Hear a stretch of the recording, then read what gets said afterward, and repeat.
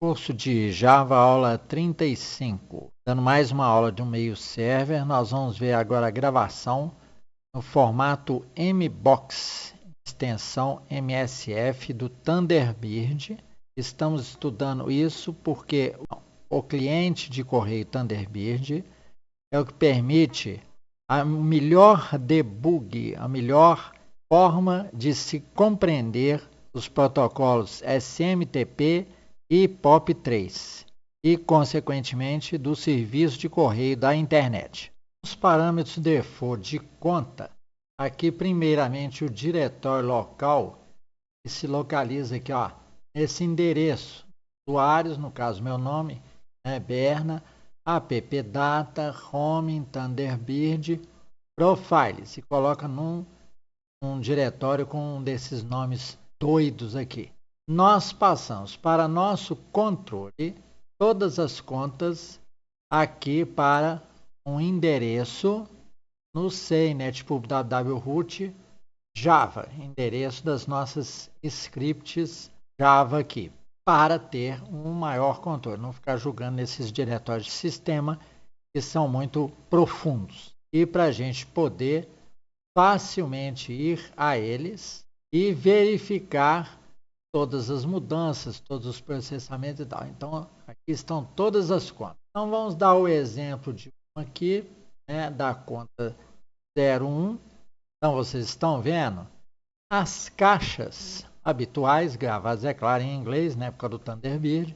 Inbox, sent, trash, né? Inbox seria a caixa de entrada, sent seriam os enviados e trash seria a lixeira, né, os excluídos. E nós vamos, então, abrir aqui os formatos dele. O programa cuida de ficar dando append aqui nesses arquivos. Nós vamos ver a cláusula lá da criação e gravação em arquivo do Java para que isso aconteça, seja dado append ao invés do arquivo ser recriado a todo momento. E nesta aula nós vamos analisar esse formato, porque é com ele que vocês vão poder colocar em banco de dados ou em arquivos sequenciais e aí ter um controle total dos e-mails.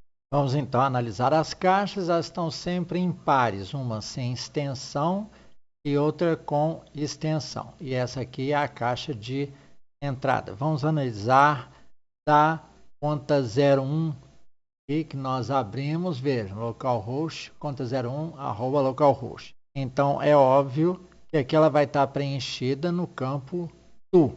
Foram enviados para ela, então a gente vê na caixa de entrada os e-mails dela. Vamos batendo aqui em entrada. Vejam, 4 e-mails aqui, correspondendo exatamente aqui, ó, a 4 e-mails gravados sequencialmente. Então, vamos aumentar a letra aqui e vocês poderão ver as gravações. Tem um formato bem definido, um from, aí a data e a hora, formato aí GMT. Depois, 2 status, vou explicar, né, do Mozilla. Uma identificação de mensagem com esse UUID. Mais tarde a gente fala dele. Novamente a data aqui repetida, só que com um campo date e começando a anotação com 2 pontos aqui para os campos que interessam. Aqui temos os campos to e from, o assunto e aí o tipo de conteúdo. Esse aqui não tem attachments, né? Não tem anexos. E o tipo de transferências, 7 bits.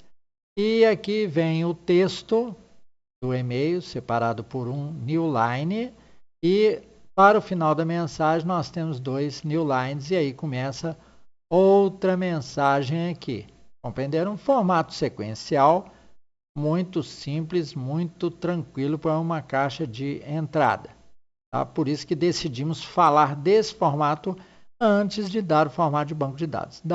Daqui para banco de dados vai ser facílimo de compreender a partir dessa aula.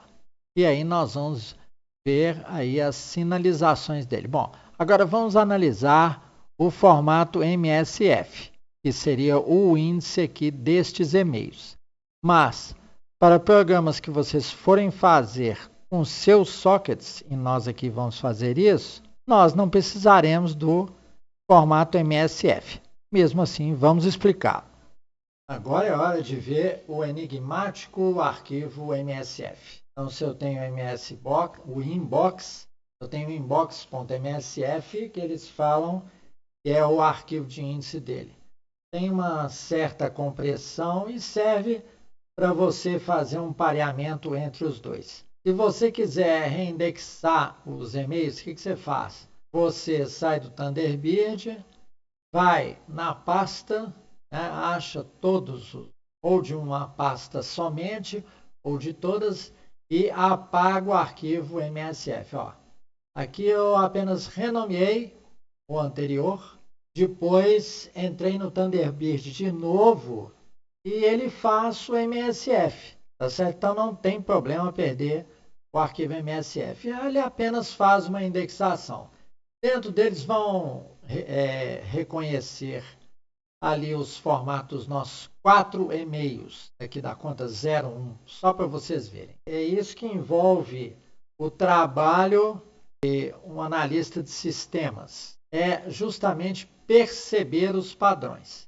Então, a primeira parte aqui, o cabeçalho dele, vem com códigos e namespaces ou então nomes de parâmetros. Não vou entrar em detalhes disso, porque isso aqui é de um cliente de e-mail em particular. O que eu vou mostrar é que realmente ele está com as 4 mensagens aqui. Eu tenho 4 mensagens lá, ele tem 4 corpos entre colchetes aqui logo depois do cabeçalho. Depois ele tem nitidamente aqui, ó, uma imagem dos 4 e-mails, porque você conhece aqui o subject, o assunto, ó, conta 2 para conta 1, índice 1, tá? Eu que pus esses nomes. Depois, mesma coisa, conta 2 para conta 1, índice 2 em romanos. Depois, teste timeout, né? Índice 2. Depois, teste timeout 4, que é aquilo que vocês veem lá no Thunderbird. E depois vem aqui uma série de compressões, simplificações que ele faz do formato. Ó. Essa aqui é a primeira parte dele. E depois vem algo que é parecido com os arquivos de índices zip que vocês veem. Ele vem com os caracteres malucos, com mais índices auxiliares, subíndices e tal. Depois, se descreve mais ou menos como que o arquivo é, fala que está usando o ISO 8859 por causa dos acentos, tá dando algumas instruções aqui, como é que as colunas são sorteadas, você tem o sender name, quais são as palavras-chave, etc. e tal. Tá? Então, a gente não precisa entender muito a fundo esse arquivo, não, apenas como bons analistas aí, que vocês se tornam analisando os programas, né? É reconhecer onde estão os padrões lá de fora do arquivo que está no formato texto, aqui dentro.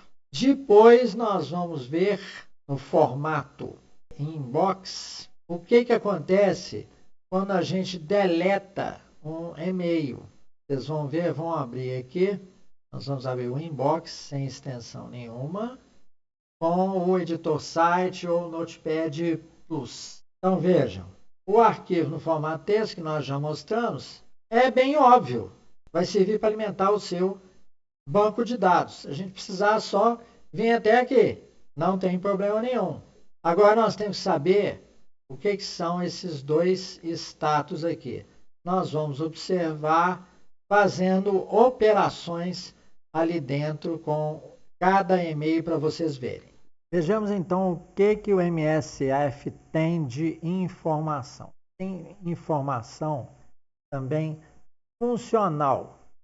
Vamos supor, eu marquei aqui com categorias cada e-mail. Vamos mostrar as categorias aqui. Ó. Aplicar etiqueta. Tem importante, trabalho particular, pendente e mais tarde, cada uma de uma cor.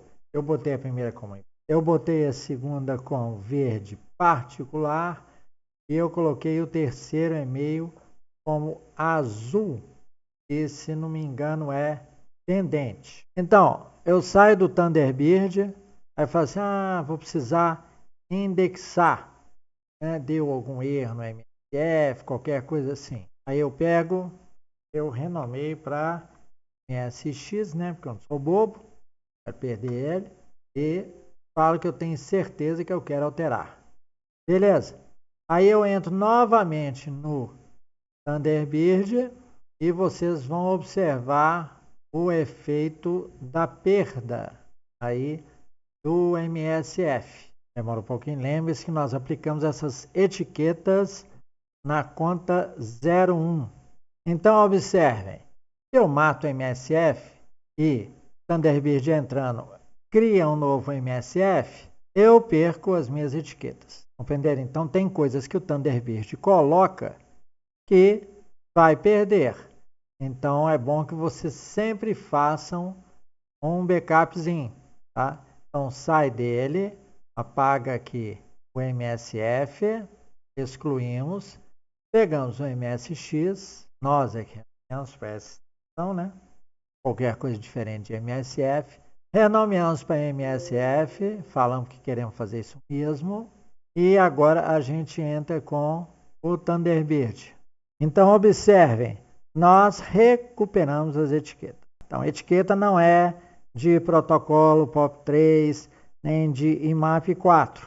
Ela é do cliente Thunderbird. Então vocês têm que fazer as experiências, os testes aí, verem o que é do Thunderbird e o que é dos protocolos. Nós sabemos, a função dos protocolos é recebimento e envio dos e-mails. Você não vai perder os e-mails aí com a reindexação. O que você vai perder é características de operação que você marcou. Geralmente essas aqui, que você tem, que são do próprio software. Vocês também podem criar etiquetas suas. Como isso aqui é um curso sequencial, vocês têm que assistir as aulas, né, na sequência em que elas aparecem. Então, eu só vou frisar as diferenças aqui nesse código. Fizemos os imports necessários, né, os de lei. O socket todo está em JavaNet, e as constantes que sockets usam. Eu instancio aqui a classe pública, aqui, a nossa classe, que vai ser compilada, tem que ser igual ao nome do arquivo .java. Começo declarando string fname para utilizar aqui dentro. Depois, no primeiro método estático, main, eu declaro as constantes, porta e tempo de sleep da thread. Instancio o socket, especifico que vai ter um reuse para evitar erros de bind, emito a mensagem que está ouvindo naquela porta, defino um thread sleep e inicio aqui os pedidos de socket num loop while, que vem até aqui. Coloquei em todos os lugares comentários do fim para vocês saberem onde é que uma coisa começa e onde ela acaba. Tá. A função principal do thread é createCon. Nós vamos ver posteriormente.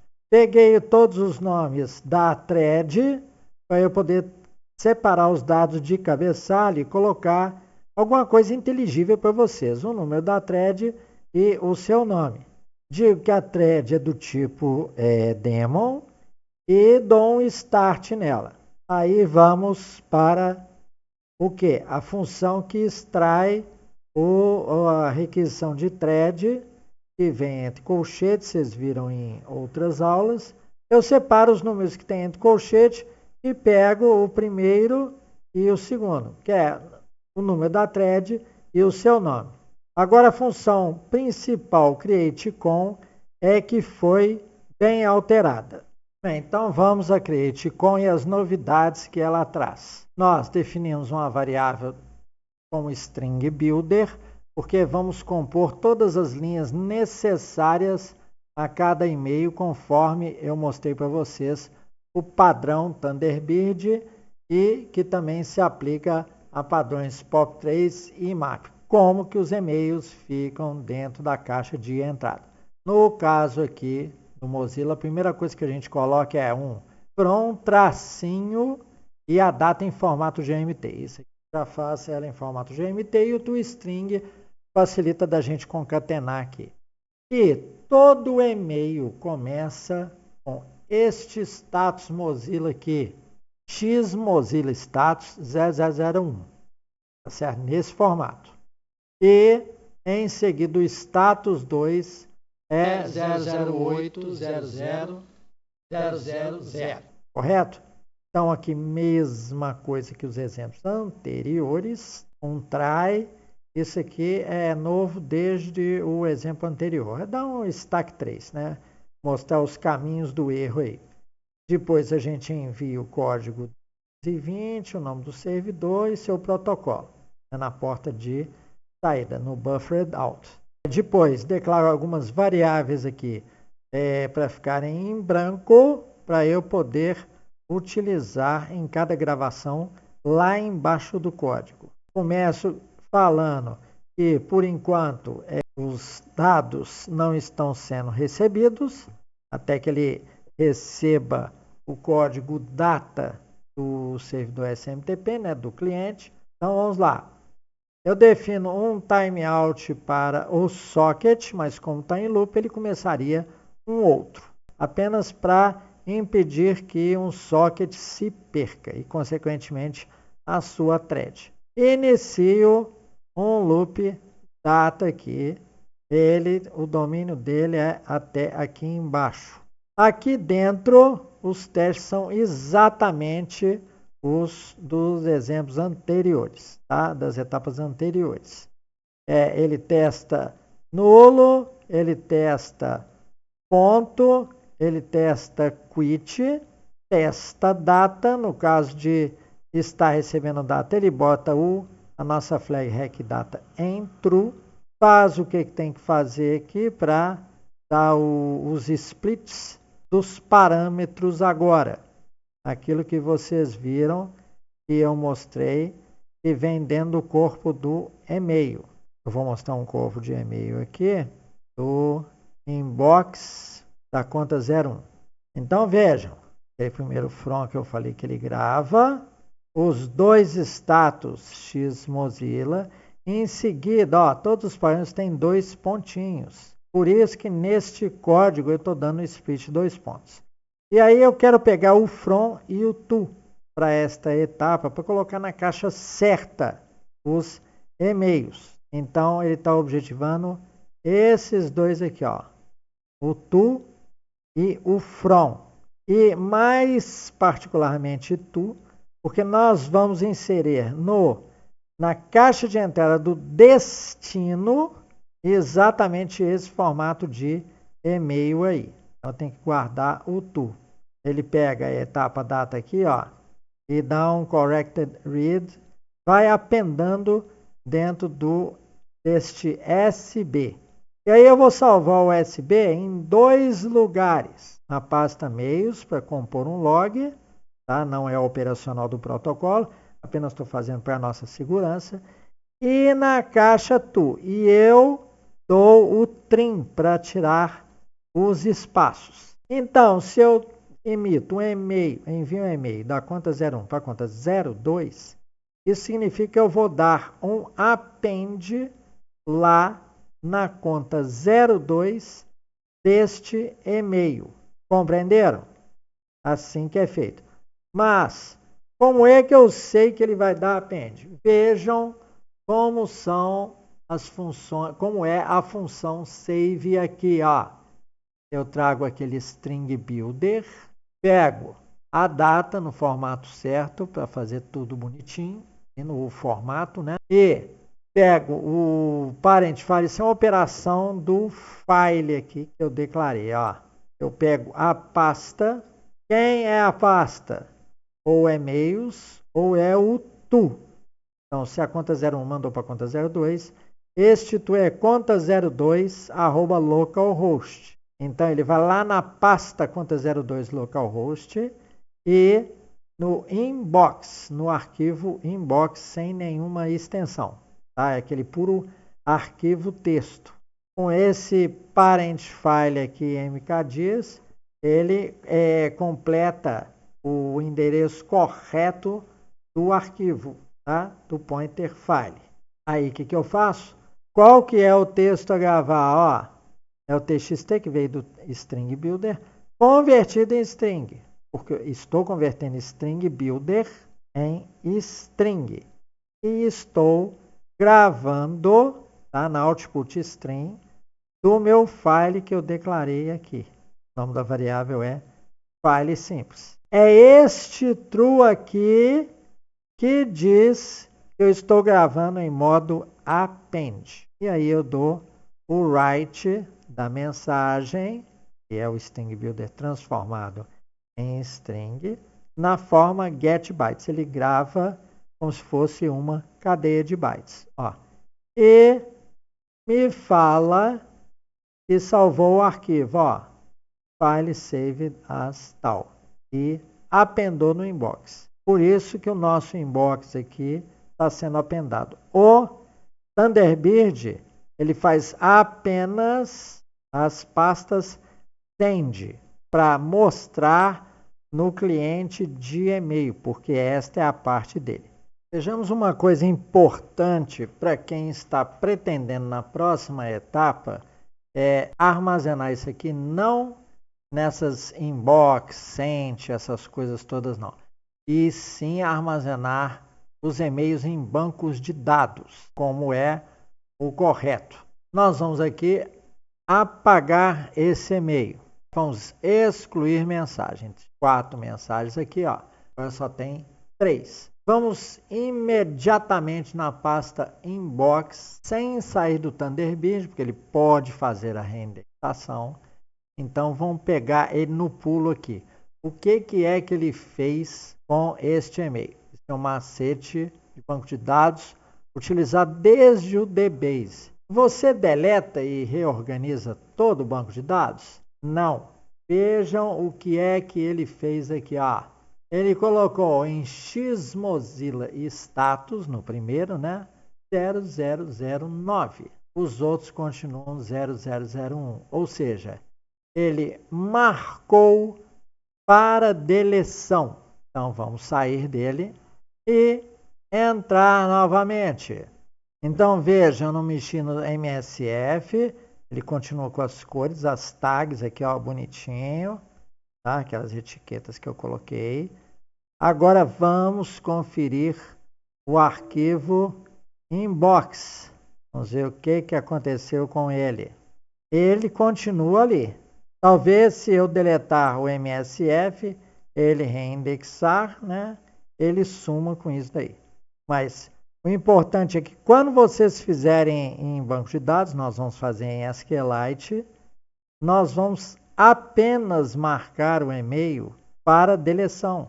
A gente não sai reorganizando um arquivo, por exemplo, 10 mil registros, a cada registro deletado, a gente vai reorganizando o arquivo. Não existe, a gente só marca. Isso existe desde o DBase, desde o Fox Plus, lá desde os anos 80, 90. Ok? Esse é o macete que eu queria evidenciar para vocês. Bem, então nessa aula vocês saíram com uma distinção clara, né? Uma ideia clara das responsabilidades do cliente de e-mail, o programa, essa parte de etiquetas, de marcar os e-mails diferentemente, de colocar status, e a função dos protocolos, que é o quê? O trânsito de mensagens. Mas vocês também têm que se preocupar com tarefas paralelas que o servidor vai fazer para vocês, que é, ao gravar em banco de dados, ele grava lá dentro em locais que não influam, não prejudiquem as cláusulas do protocolo SMTP e POP3, para que vocês tenham as suas características que o cliente vai interpretar. Por exemplo, essa parte aí de categorias, de labels, de marcações, vocês vão ter que armazenar no banco de dados. em campos que não prejudiquem. Aí tem essa sugestão desse X-Mozilla aí, né, que a Mozilla utiliza, para vocês colocarem outros status, sem prejudicar aqueles rótulos que são necessários para o POP3 e para o IMAP 4. Então, também temos no código a parte principal alterada hoje, né, na nossa aula, que é na função disparada pela thread, que no nosso caso é create_com aqui. Nós temos, além daquela gravação em e-mails, de tudo para ter um log, nós temos também a gravação em um arquivo, né, na pasta, né, do to, ou seja, do destino. Nós temos que nos preocupar em incrementar a pasta inbox do destino com mais esse e-mail que nós enviamos. Então, desta forma, a gente encerra aqui a aula 35 de Java. Muito obrigado por sua paciência e atenção.